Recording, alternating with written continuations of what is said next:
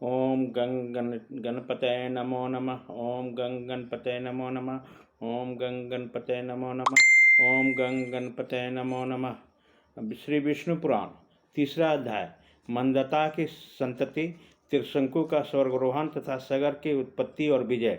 इसके अलावा माँ नर्मदा का चरित्र वर्णन। अब हम मंधाता के पुत्रों के संतान के वर्णन करते हैं। मंधाता के पुत्र अम्बरीश के युनस नामक पुत्र हुआ, उससे हरित हुआ, जिससे अंगिरा गोत्रीय हरितगण हुए।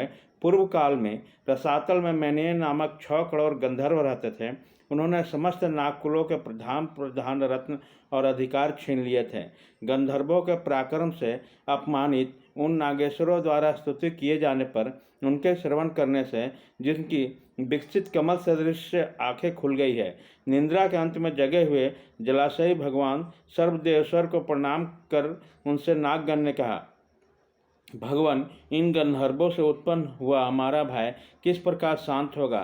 तब आदि अंत रहित भगवान पुरुषोत्तम ने कहा, युनास के पुत्र मंधाता के जो यह कुत्स नामक पुत्र है, उसमें प्रविष्ट होकर मैं उन संपूर्ण दुष्ट गंधर्वों का नाश कर दूंगा।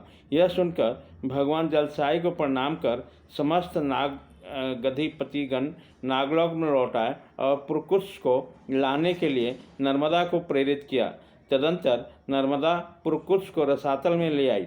रसातल में पहुंचने पर पुरकुश ने भगवान के तेज से अपने शरीर का बल बढ़ जाने से संपूर्ण गंधर्वों को मार डाला और फिर अपने नगर में लौट आए।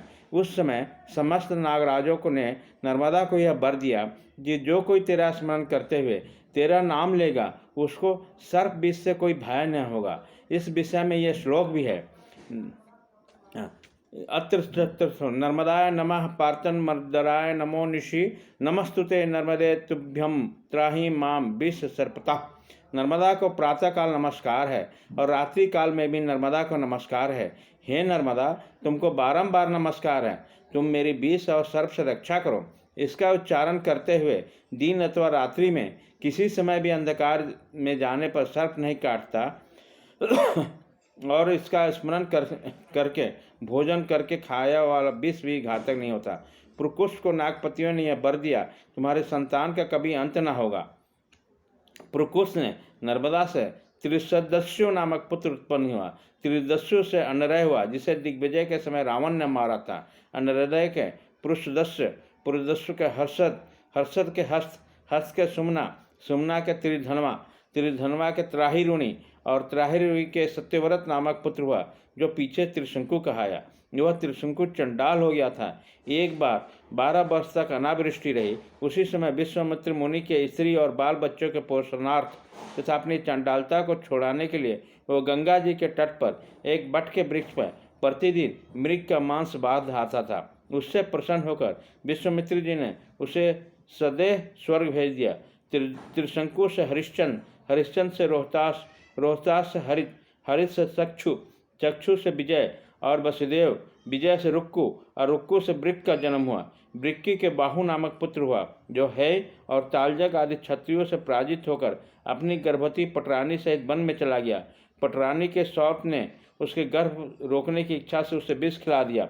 उसके प्रभाव से उसका गर्भ 7 वर्ष तक गर्भाशय ही में रहा। अंत में बाहु वृद्धावस्था के कारण और मुनि के आश्रम के समीप मर गया। तब उसको पटरानी ने चिता बनाकर उसका पति का शव स्थापित कर उसके साथ सती होने का निश्चय किया।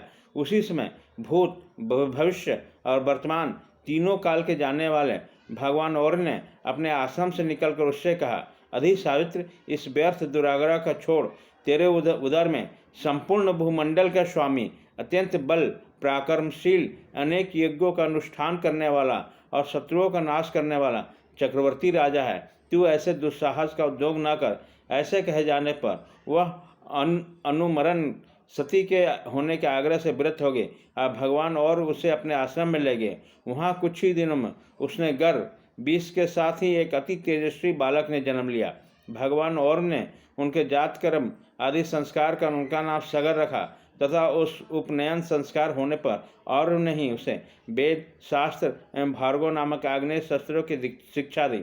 बुद्धि के विकास होने पर बालक ने अपनी माता से कहा, माता, यह तो बता, हम तपोवन में हम क्यों रहते हैं, हमारे पिता कहाँ हैं। इस प्रकार के और भी प्रश्न पूछने पर माता ने उनसे संपूर्ण वृत्तांत कह दिया। तब तक पिता राज्यापहरण को सहन न कर सकने के कारण उसके है और तालजंग आदि क्षत्रियों को मार डालने की प्रतिज्ञा की और प्राय सभी है और तालजंग वंशीय राजाओं को नष्ट कर दिया। उसके पश्चात शक, यवन, कंबोज, पारत, पहवगन भी हताहत होकर सागर के कुलगुरु वशिष्ठ जी के शरण में गए।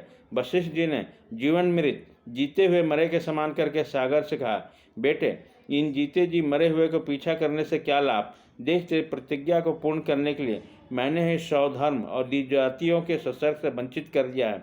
राजा ने जो आज्ञा कहकर गुरु जी के कथन का अनुमोदन किया और उनके भेष बदलवा दिया, उनके अवन के सिर मुड़वा दिए, शकों को अर्धमुंडित कर दिया, पारदों के लंबे लंबे केस रखवा दिए, पहुआ के मुछ दाढ़ी रखवा दी इनको और समान अन्य क्षत्रियों को भी श्रद्धा और बस टकराधी से बहिष्कृत कर दिया।